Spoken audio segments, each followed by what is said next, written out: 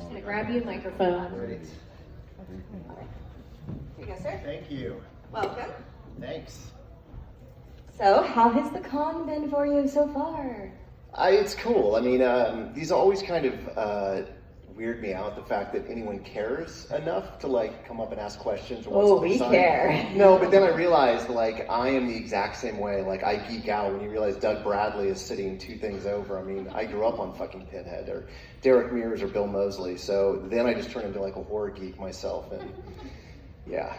Well, I geek out over, if I can tell a personal story, over Derek, because we're both from the same hometown. He's a few years older than me, but when I was 10 years old, I grew up watching him perform improv at a pizzeria in Bakersfield, California. So even though we know each other now, and we all have all the same friends and everything, you know, from back home, I still like stare at me. I mean, 10 years old. I grew up, my dad, when I was a kid, when Blockbuster was a thing, I remember like my thing was every Friday night going to Blockbuster with my dad and picking out horror movies. And that was like, you know, and it's not like today where like you go on Netflix and I usually give up after like page 5, I just get overwhelmed. But it's crazy because a lot of those, I mean, I've seen a lot of the VHSs out there, but then realizing a lot of the people that I grew up watching, I've got to meet at these conventions, which is, again, I stopped thinking of myself at that point as a filmmaker and just like a giddy fan. I met Elvira once, and I literally was the most awkward, like nerdish. I think there's a restraining order on me now. Well, great. You know, and tell us a little bit about your horror journey. You know, you said you started young. What are some of your favorite horror movies, and what do you love about the genre? To me, the reason I love horror so much is I was never, you know, I'm probably the classic cliche. I was bad at school. I was bad at sports. And growing up, my heroes were, you know, my friends were like Pete Rose or, you know, whatever. And I'm like Henry IV, a serial killer, Cannibal Holocaust. You know, so my dad basically let me start watching when I wanted to, like around 9 or 10. So I can remember when Freddy's Nightmares were a thing, when that TV series came on, like I would sneak downstairs and watch it with the volume really low, hoping they wouldn't hear it. I remember that I went in my brother's room when I was like 10, and I found a VHS copy of Cannibal Holocaust, which I regret considerably because it was the one without all the edited animal violence taken out. I remember watching that, and the feeling of being sickened and disgusted and horrified stuck with me. And I think that horror has the ability to imprint itself on you, where comedies or dramas don't. Like, I like Weekend at Bernie's, but I couldn't remember anything about it outside of there's a dead guy who gets moved around. But I can tell you the first time I saw Nightmare on Elm Street or The Exorcist, because it left an imprint on me, an impression on me. And I think that horror has the ability to do that. So it's just been something I've always gravitated to. For those of you who don't know, we have a podcast that's sponsored by Days of the Dead, the Dolls of Horror podcast. And we've covered several movies you're involved in. One is about to come out next week. And that one would be Sleigh Bells. Oh, it's coming out? I mean, our episode is coming out on it. Also, we did The Barons recently. Nice. And we loved it. And, Thank you. And, you know, Tales of Halloween a couple years ago. Yeah, you know, the thing I like about my career is I've done such weird shit that I probably should have been like never allowed to make a movie again, because I went from making 3 very successful horror films to going to do a rock opera with Paris Hilton, to then going to do a Japanese TV series all in Japanese, to doing like The Barons, to then going, and I just got back from the Middle East, I shot an Arabic horror film. And then I did, have you guys ever seen the movie The Game, the Michael Douglas movie, David Fincher? Yeah. I do that. That's my side hustle, and it's becoming my full-time hustle. I do that in real life. I have a company that puts together extreme immersive events where we fuck with your life 24 hours a day, 7 days a week. And it's intense. We basically put you in the middle of a horror movie that you have to sign these insane legal agreements, and we show up to your house, your office, we involve your family. We have off-duty police officers. There's shootouts in streets. And so, you know, jumping from doing that to then I was about to direct a Broadway play when I got offered Spiral, which was crazy because I'd taken a hiatus for like 3 years of making movies. I was just kind of over it.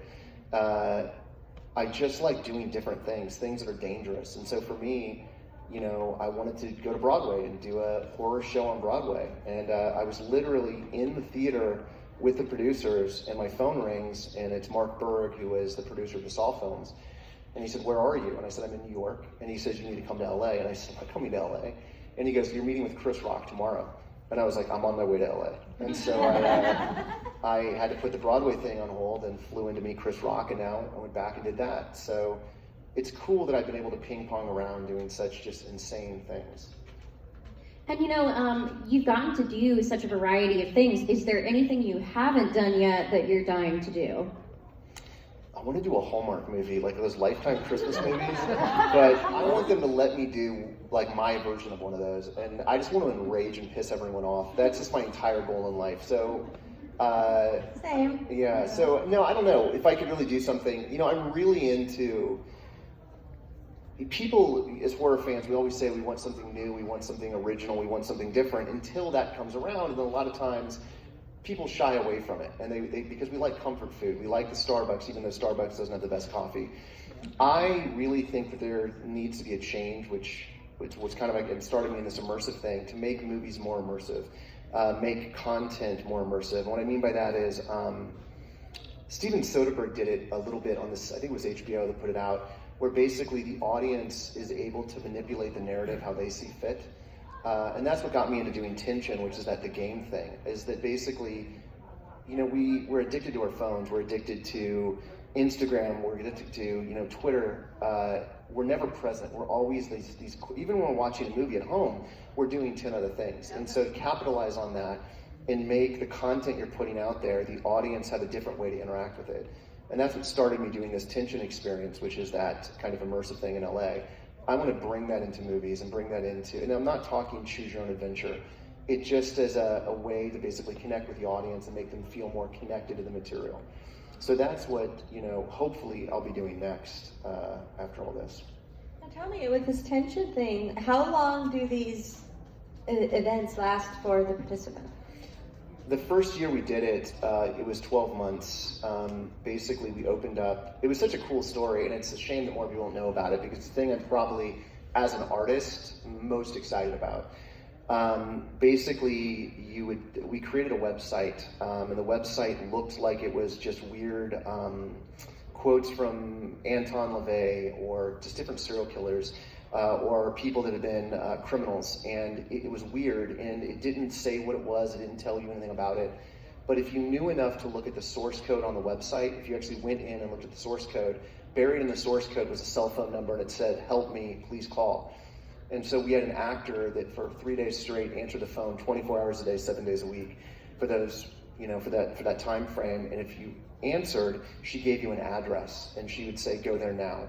And then we had actors waiting at this warehouse, off-duty police officers, cameras everywhere, and basically you were presented with an application to fill out. And then I think maybe 10,000 people in total called the number, and then we accepted 500 people, 300 to 500 people of that, and then we vetted those people out to find out if we thought they were risks, if whatever, and then they were emailed basically a waiver to say you can participate in this event. Here's a safe word, here's a way to stop it if it gets too intense. And then we did it for those people over the course of a year, and it took place all around Los Angeles. And then we ended it in September. So from September to November, we opened up a 60,000 square foot warehouse that anyone can buy a ticket for. And it lasted 3 hours. That part of it lasted 3 hours. We had 70 actors. And it's not a haunted house. There was no jump scares. No one wore masks and jumped out at you. It was like Westworld. You basically walked in, and however you decided to interact would dictate where you went. And I did that for 4 years in a row. We did that one called Tension. We did one called Lust, which if you guys have seen Eyes Wide Shut, you basically get an invitation to a sex party. And it was intense. I mean, full, probably today I would have been canceled for doing it, but it was a full-on, like you walk into a sex party and there's a murder and you have to try to figure out who did it. And you're going through all of these different rooms, interacting with people. And then we've done it every year since. Every other year or so, we've done a big immersive thing.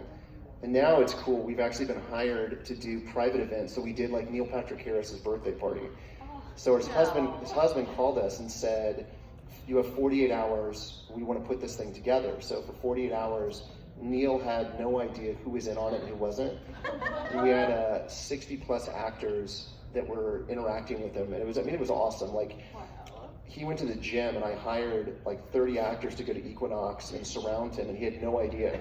And so like they're all on the treadmill next to Neil, and then at the exact moment like they all turn and look at Neil at the same time.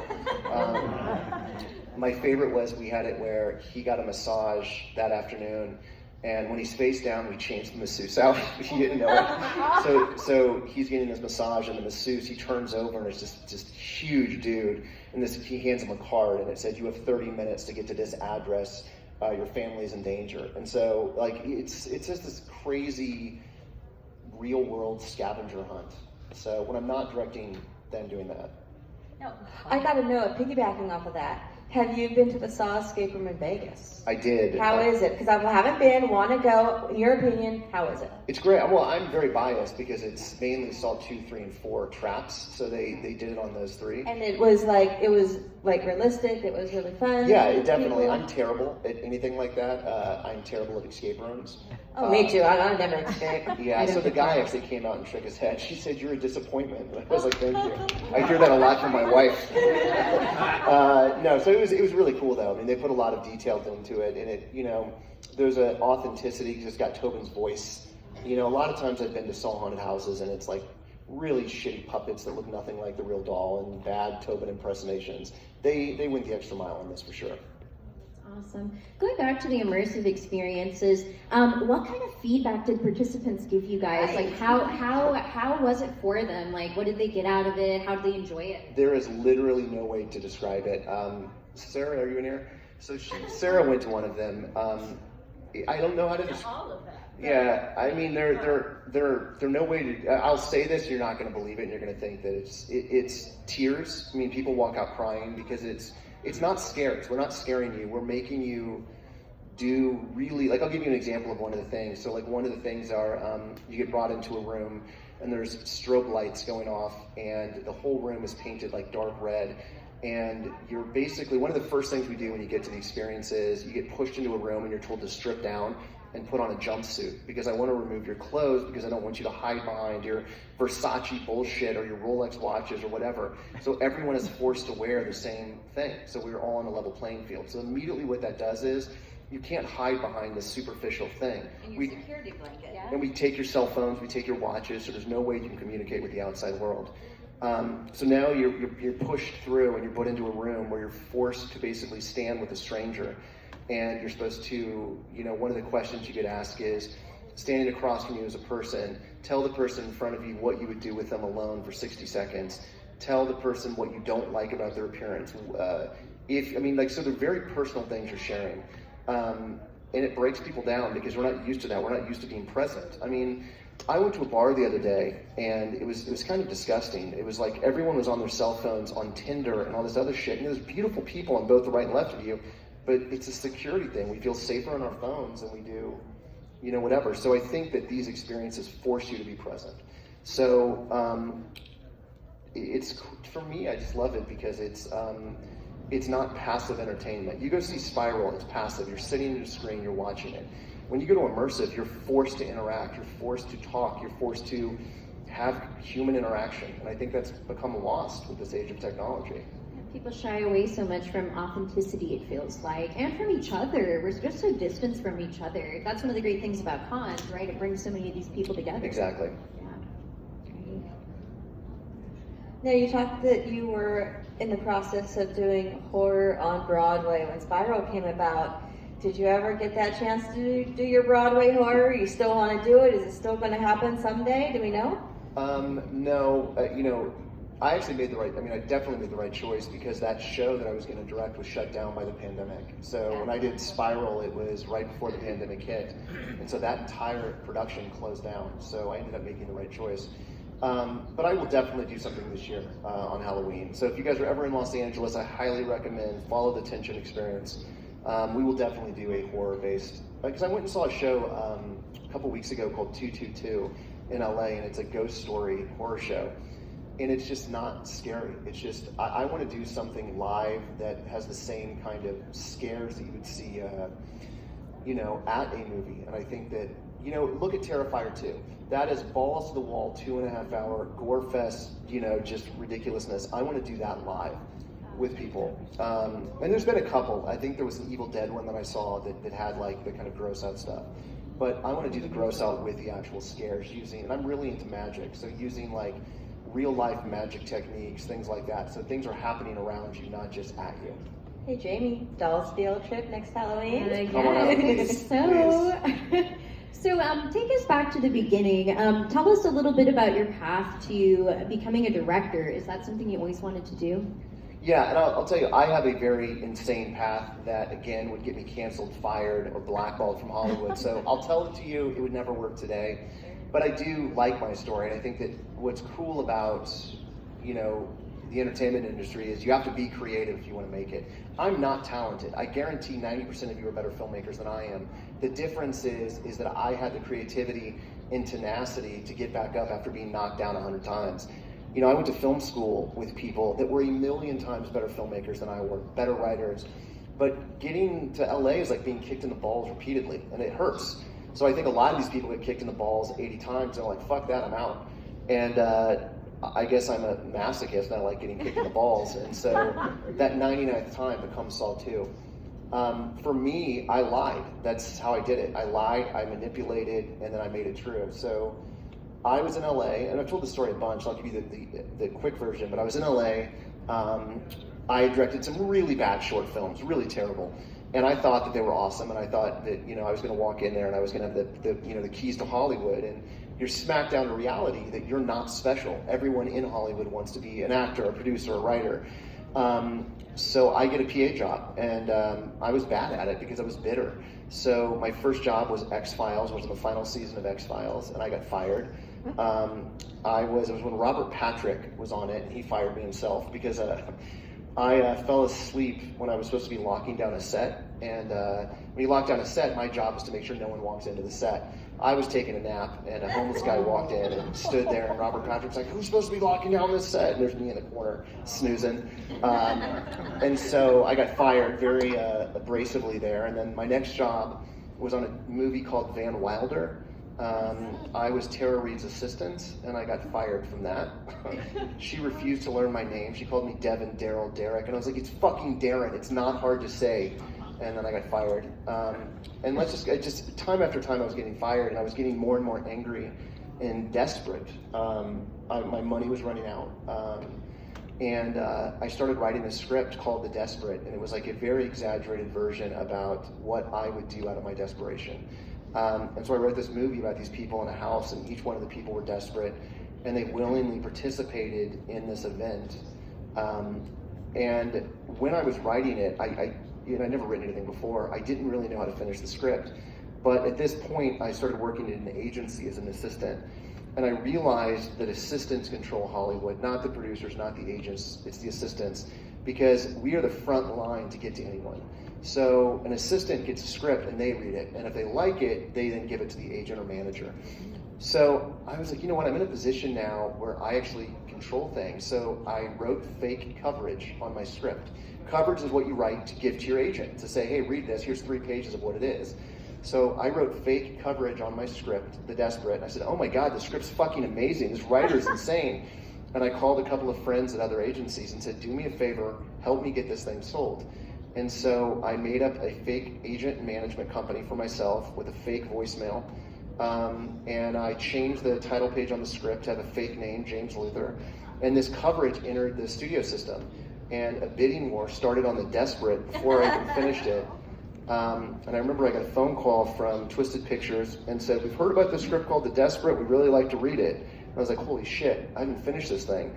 So that gave me the motivation to finish the script. And so I finished the script, it gets to Twisted Pictures, they love it, which is awesome, that fake it till you make it. And then they wanted to make it as its own movie called The Desperate.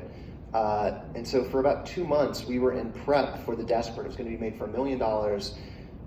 At the same time, Saw was at Sundance, and Saw was killing at Sundance. So Lionsgate called them and said, we need to make a sequel like now. We don't have time to develop it, we need to do this. And my script had a lot of similarities. It was contained, it was in a house, there was a huge twist at the end. If you've seen Saw 2, spoiler alert, it's not live, and the kids, that was all in the original script. So they hired me to rewrite The Desperate to become Saw 2. Now here's my second lie, that I had to go meet with Lionsgate, and I made a proclamation that I would not give them the script unless I could direct it. And so here I am, 24 years old, sitting at Lionsgate with this board of executives, and they said, why in the world would we ever let you direct this? Have you ever directed anything? And I said, yes, my short films have won every festival. And they said, so you directed short films? And I said, I've directed many horror short films. And this guy, Pete Block, goes, great, we need to see one of these horror short films. So I called my parents, this was on a Thursday, and I called my parents, and I was like, guys, I need money now. And they were like, what the fuck? And I was like, just please. So my parents send $10,000 to me, they wire $10,000, and I go out and I rent a camera and a grip truck. And this is the best part, we shot it on Friday, but this was film, we shot it on Super 16.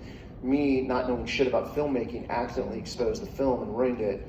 So we had to reshoot it that next day. So now it's on Sunday. We shoot this 3-minute short film in my office.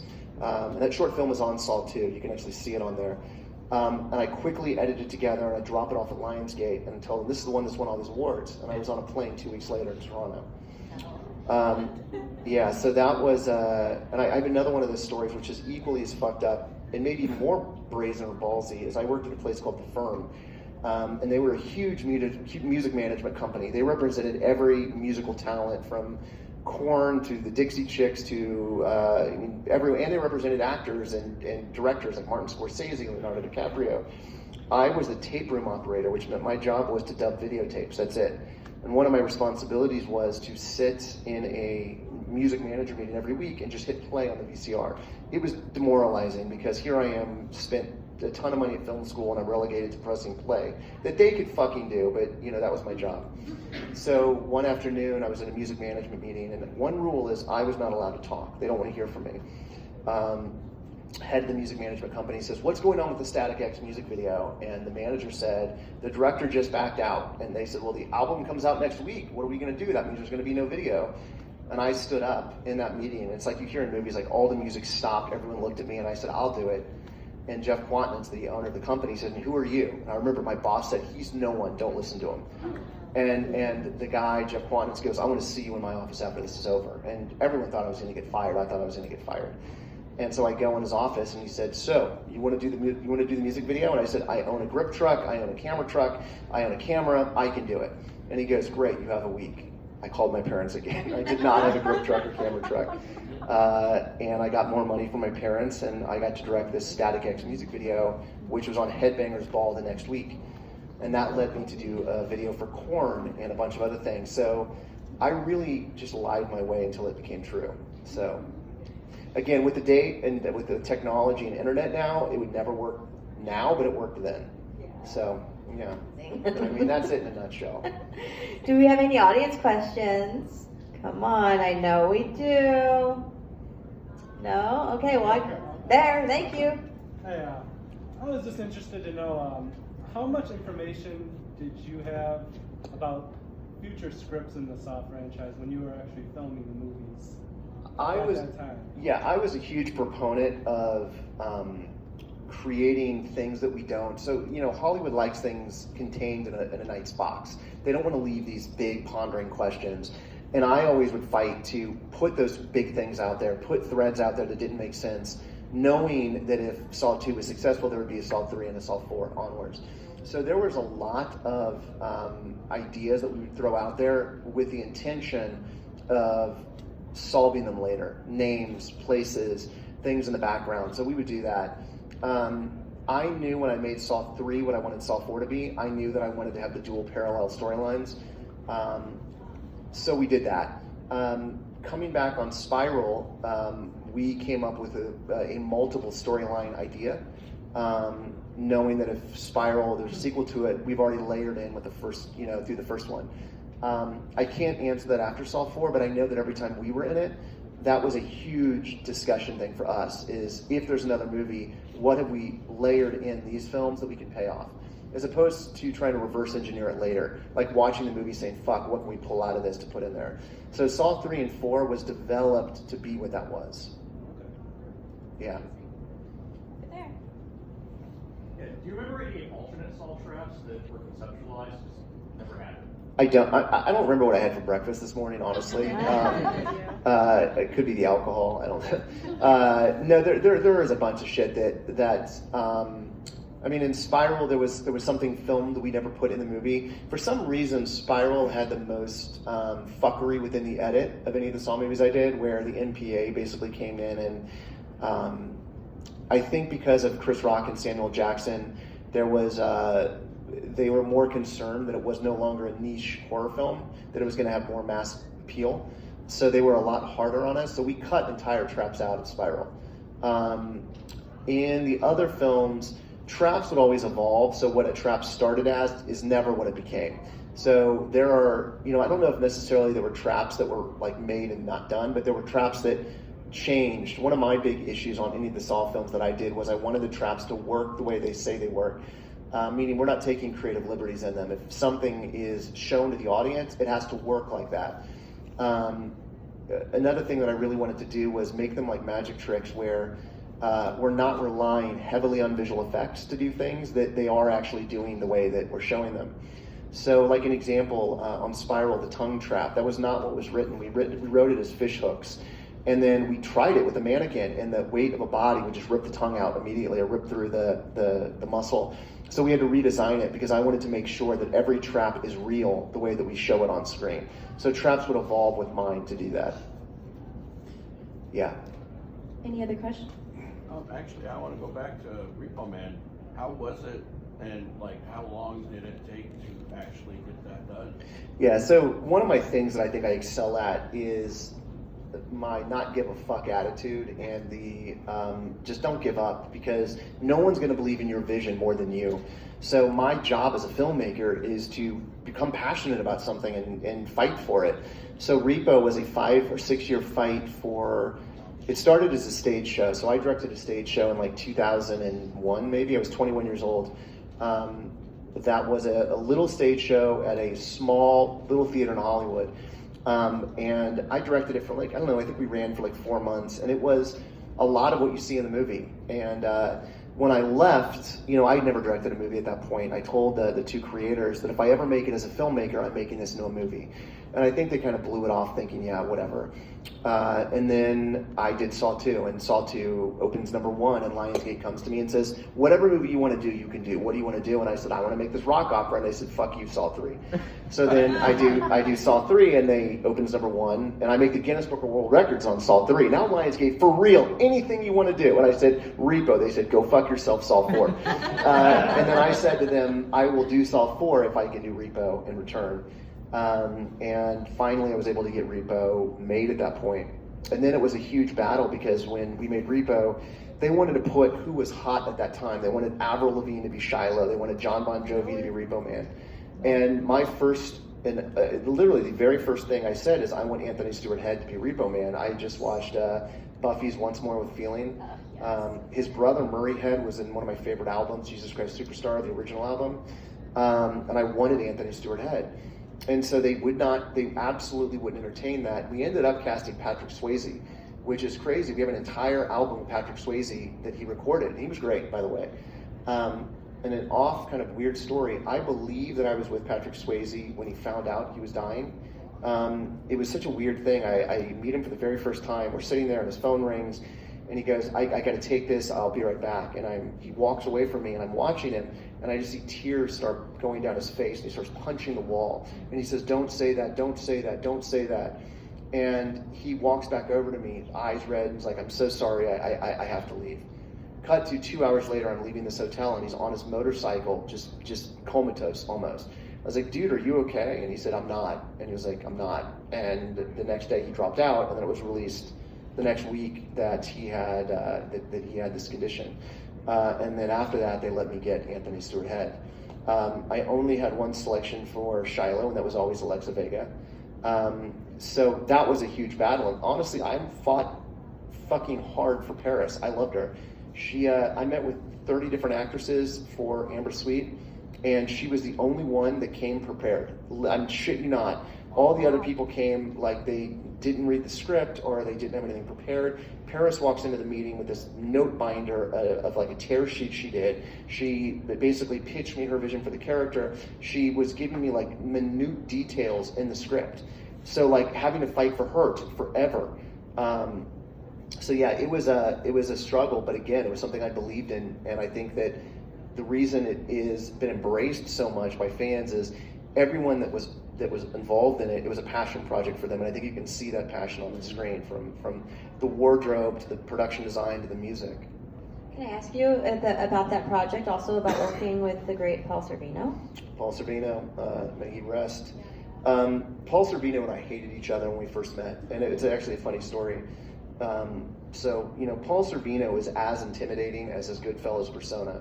He's bigger than life. He comes in and he's just this big, he commands the room. And, you know, we were making this movie on very little time. And when you're doing a musical, you have choreography, you have lip syncing, you have all this, you know, shit you have to do. Paul and I immediately didn't get along. And on the first day, he walked off set because there was too much smoke in the air. And he goes, "My voice is my instrument and I refuse." And he walked off set. And I was like, fuck this guy. I'm not going to be talking to you like this. And the producer said, if Paul walks, this movie goes away. You better go fix that. And so I remember having to go to his trailer and I knocked on his door. And as I knocked on the door, it was like I knocked on Snoop Dogg's door. This poof of smoke comes out. And like I'm having to waft it off. And it's Paul and like 3 of his dudes in there smoking cigars. And they literally just walked off set because there was too much smoke in the air. And so I was like, Paul, listen, I'm sorry, but I need you back out here. And he begrudgingly comes back out and finishes the day. And so when he leaves that next day, he calls the producers and he tried to quit. He was like, I don't want to do this movie. I fucking hate it. I don't like that director. And they talk him out of it. So the next day we shoot Gold, which is his big song on Repo. And I hated him. I was like, now I want him gone. And I was like, I can't handle this. He's got to go. So we make amends. And by the end of the shoot, like, not only do I like the guy, like, he's like a father figure. I want him to like me because I know he doesn't. So we edit the movie, and Paul Sorvino was the first one I called to watch it because I know he was going to be the toughest critic. So I fly to New York to show this movie to just Paul Sorvino.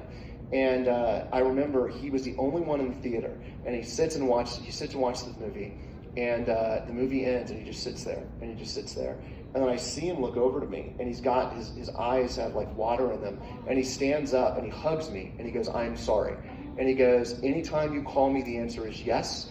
And he said, I don't want to end my career being just the guy who chopped garlic. And meaning, you know, one of his most iconic things. And his passion is opera. And I think that he realized this was going to be something special. Now, from that moment on, Paul became one of my dearest friends for years.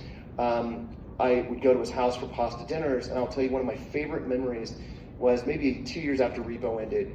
Paul calls me up and says, let's go get a drink. And I was like, all right. No, Paul wanted to go to the club. So I go to Paul's house and he's wearing like club attire, and I go to a club with Paul Sorvino, like a dance club with just Paul and I. And it was the most random, crazy, and then Paul and I did 2 other movies. After that, he came to my house with my family numerous times. I talked to Paul 2 weeks before he died. And so he ended up becoming one of my closest, you know, working actor friends. The guy's awesome. He was, and so very talented. I have owned his album for years, and he had this beautiful voice. And we've talked about this on our show. I was a really big fan of a 3-year run show called That's Life that he co-starred on, and he sang a lot in that show too. And I just fell in love with his voice. He is it's one of those things that, like, you know, that experience of making Repo, all of those people that we made with that movie, we're all still friends now, from Sarah Brightman to Anthony Head to Paul until he died. It was kind of like this weird summer camp that we were just living in this make-believe world doing, you know, crazy shit. But yeah, Paul was an amazing dude. Beautiful to hear. Yeah. And I have to ask, because I saw you had some cards on you, do you do magic? So, no, I'm very poor at least. This guy's like, no, fuck this guy. Well, I should say, Jamie here loves nothing more than to get magicked. Do you like to Well, do magic? anyone that buys something from my table will do a really shitty magic trick for you. Sometimes they're not. Sometimes they work. Like 20%. If I'm not that drunk, you're gonna. No. So my midlife crisis. I had 2 midlife crises: collecting garbage pail kids and doing magic. So I started going to the Magic Castle. So one of the things with this immersive experience that I do, we use magic a lot because we want people to feel like. We want to feel like they're in a movie, and so we don't want them to ever feel like there are visual effects going on around them. It looks real, like everything we're doing looks real, so I hired magicians. And then I became in that magic circle, and then I became friends with some of the most insane people in the magic world. In fact, I'm working right now on a show with Penn Jillette of Penn and Teller. I got to go backstage and meet Copperfield, and it's just like, next thing I knew, I'm surrounded in this, and I started just picking up, because if you're with these people, I want to know what they're talking about. So I started teaching myself tricks, and one of my unhealthy obsessions right now is I buy these really expensive magic tricks that have been built for me, and they're all horror-based. So I found this manufacturer so if you go to my house now, all around my office are things that look just like old archaic things, but they're all magic. So if someone says, what is that weird fucking thing there? I can turn that into a magic trick. Because to me, if I have a deck of cards, you know you're about to see a magic trick. And you know he's going to fucking lose a card. Or play poker. Or play poker. Or fuck the magic trick up, is usually what happens to me. But you know you're about to see a magic trick. Versus if you're in an office and you're like, what is that weird thing? It's more magical because I can do something with you you're not expecting. So yes, I do love magic. Yes, I will do bad magic at my table when you. We will be there. Oh yeah, kind of soon. Any other questions from the audience? I'm talking a bunch of nonsense. Yeah. When Spiral got delayed, what were those discussions like on what to do next? Me crying in a bathtub full of scotch in my tears. It sucks for me because Spiral is something I was insanely proud of, and I think that if the circumstances were different, it would have been a much different experience. But we finished Spiral, so I'm a huge conspiracy theorist. Aliens, any sort of Illuminati shit, I could talk for hours. I was, I would say 20% of my day is on conspiratorial sites. So this is not an exaggeration. So I was reading about COVID months and months and months before it ever was mainstream news. And I was this is not an exaggeration, I was in Toronto and I was having N95 masks shipped back to my house. My wife was like, you're fucking crazy, isn't that a fucking virus? I remember her mom called me one day and said, when I was shooting Spiral, you were insane, stop this nonsense. My point to this is that as Spiral was going on and as we were mixing it, I'm like, guys, what are we going to do about our release date? There's going to be a pandemic. And I remember Mark Berg saying, fucking pandemic, do you hear yourself? Like they were saying that shit to me. Cut to, we literally got out of Toronto, and 1 week later they shut airspace down between Toronto and US, and then the film was delayed, whatever, I don't know how long it was, a year plus, but what sucked about it was, it's like, you get one chance to excite an audience. You show that original trailer, you build hype, you build momentum, and then you release the movie. Well, they started putting out posters and trailers and all this other shit, and then they're like, yeah, just joking, wait 19 more months. And then by the time they re-released everything, it felt like, oh wait, we've already seen that. We already have the novelty of Chris Rock and Sam Jackson. We get it. So it sucked. So I wasn't joking about the bathtub of vodka and scotch in my tears. It sucked because you're sitting on this movie that you're really proud of and you want people to see it. And then when it finally comes out, it feels like, wait, didn't you already see that trailer like a year plus ago? So it's, it sucked. It was awesome to do the movie, but no one wants to sit. But listen, there was bigger things going on in the world. There was a fucking global pandemic. So, But I think also, the pandemic taught us a lot. It taught us that entertainment was very, very important. Because all we had all of a sudden was movies and TV shows and live streaming events. Do you know what's funny? There was a medical thing put out, or a paper at the University of Chicago that said that horror fans were more easily adaptable to the pandemic than people that were not horror fans. Because we know what to do. Well, that's just it, is that we put ourselves in these situations and we think, what would we do in this situation? So, we've been preparing for the zombie apocalypse for I don't know how long, and it's happening, so. It was literally like, I've been training for this my whole life. I'm ready. I'm a recluse and I just sit in my house, so it didn't really affect me much. Not much changed in my life. I made a movie. You know what's crazy though? I made a movie. I have a new movie coming out. I'm really excited about, with Jeremy Irons and Tobin Bell. And we shot it in the Middle East, Prague, Italy, and Ireland during the pandemic, and we did not have a single case of COVID. Cut to, I come back home for 1 week and I catch it in LA. So not a single case on the movie, but then I get it when I come home. Yeah. Any other questions out there? Oh. Oh, yes. Oh, all right, There yeah. we go. What's some of your favorite saw traps? I think the simpler they are, the better they are for me. The needle pit, because it's so simplistic, it's just needles. You don't have to have an engineering degree, which Jigsaw did. But I think that one was great. I loved the box one that also from Saw 2 where Addison gets her hands trapped in the box. I think that's great. To me, when Saw started using laser beams and shit like that, I was just like, no. One of the original ideas for Spiral, which again kind of got killed as we went into pre-production, was we wanted it to be. I did not want to use the engineering idea. I wanted the traps to be more, I don't know, S&M. I wanted it to be it's a younger guy doing it. I wanted it to be more BDSM and leather and not have the whole engineering thing and have it be much more simplistic. I won on some of them, not on others. But a fun thing is if you go back and rewatch Spiral, a lot of the pieces we used came from sex stores because part of that's still maintained. So if you look at some of the connecting things and whatever, they actually come from weird sex things. Little fun fact that I slipped in there. Well, we have time for one or possibly two more. So this other trick you were telling me about a little earlier, Yeah. you said it was like Copperfieldish or something? No, it's Actually really magic. No, it's really bad. I promise you. It'll just make you sad. The last one you did, you signed my one picture that you grabbed and you wrote on there, David, I fucking hate you. Yeah, I try to bring a little cheer in every signature. I loved it. Thank you. I too will sign things I fucking hate you if you come to my table. XOXO. XOXO. No. I really do though. I think the next thing, I'm so into magic that I'm working right now, and one of the things I'm excited about that I didn't realize is that a lot of these famous magicians that you see and know are not the guys that create the tricks. There's a guy behind the guy that create all the illusions, and they're just the performers. They teach it to them and they go out and perform. I'm working right now with David Blaine and Copperfield's Tick Creator on this new thing that we're doing that has a horror spin to it.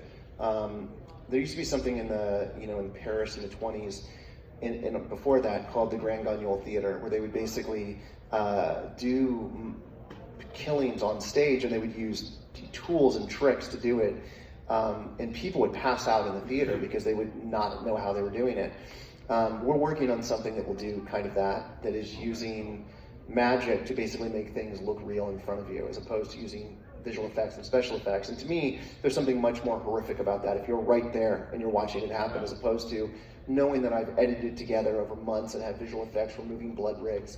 So we're going to do something really sick and sinister with magic as the basic base of it, to do it in real life. That's delightful. It is delightful. It's great. By the way, we have someone at this convention right now, a vendor that you need to meet. He's a magician. Oh, really? We call him Magic Joe, and we'll bring him to you. Don't. Prepare to be underwhelmed considerably. Well, he could perform for you because he wows us every time. Okay, he can come wow me. I'm not going to do shit for him. I'll just sit there and learn. You guys guys could have a magic off. No. That could be taken very differently. Take that as you will. Please, though, come over and say hello. I would love to put horrible things on your pictures and talk to you at my table. The longer you wait, the drunker I will be. So you want to come sooner, Or later. or later. Yeah, it's, Depending on the vibe you want, right? Exactly. Any last questions before we take off? Oh, was there kind of two different questions, but what was your favorite set, or is there a set that you walked in on and it just blew your mind with how much better it was than you had put in your head? I mean, to me, that 100% is Repo, because we built a world. I mean, we built a cemetery and an opera stage and a lawless household. Everything was on a soundstage on that movie, and we had. We fogged it out so it all had atmosphere, and there were flash pots of flames going, and you could drive cars through it. So it was the only time in my life that I've had a set that felt like I grew up watching Terry Gilliam and Brazil and these kind of insane world building things. And that's what I really love. If you go back and watch Repo at the Devil's Carnival, to me, that's the kind of shit that I want to make. And that's, just Dick Tracy is another version of that, where if you look at Dick Tracy, it's so specific in the way it looks. And in fact, my favorite movies that I've done, The Repo, The Devil's Carnival, use the Dick Tracy lighting scheme. Storaro, who was the DP, I use all of his gels. So to me, that was pretty awesome to be able to walk inside a universe, and it all connected the way we show it in the movie. Wow. So to me, that is probably my favorite set, because it did feel like I was walking into something that had been in my mind for years, from stage show now to reality. And there was a sense of accomplishment too, that I actually got this thing made. You said amazing. Thank you very much. Thank you. Well, listen, I'm going to go back. Please come to my table, say hello, take a picture with the Billy doll, the real one. And What? thank you guys. Yeah, it's the real Billy doll from Saw 3. Oh. I have stolen so many props. This is the true thing, is I have a storage unit, and every time I leave any movie, I take all the trash. So like, I will take everything off the walls. So before Saw 2 ended, like, I went and I took every poster off of Jigsaw's walls. I took every thing in Repo that I could fit. My favorite was when Saw 2 ended, I grabbed 1,000 needles out of the needle pit, and I tried to send them via FedEx, and I got a phone call from Customs saying, "Do you want to explain what these things are we're holding?" And I thought I would have learned my lesson, but this is my other favorite one. So on Spiral, I was like, I want to take the shot. Someone dies in Spiral by shotguns at the very end, and there were all these spent shotgun shells. And I was like, oh, these are going to be worth something because this iconic character died. So I grabbed the shotgun shells, and I forget about it because we shot that scene first. That was the first thing we shot in the movie. And I put it in my bag, and cut to me going across the border. And I get pulled aside kind of violently into this room. And they dumped the shotgun shells in front of me. And they said, "You want to explain these unspent shotgun shells?"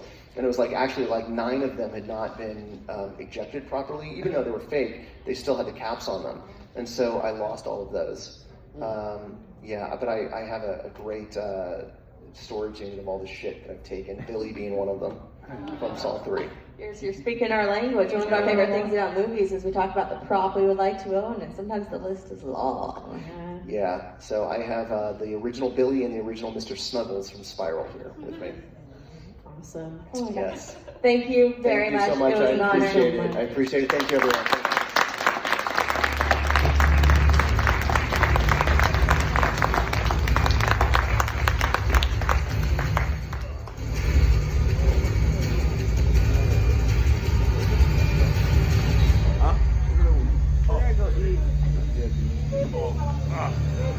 Gotta unstick myself.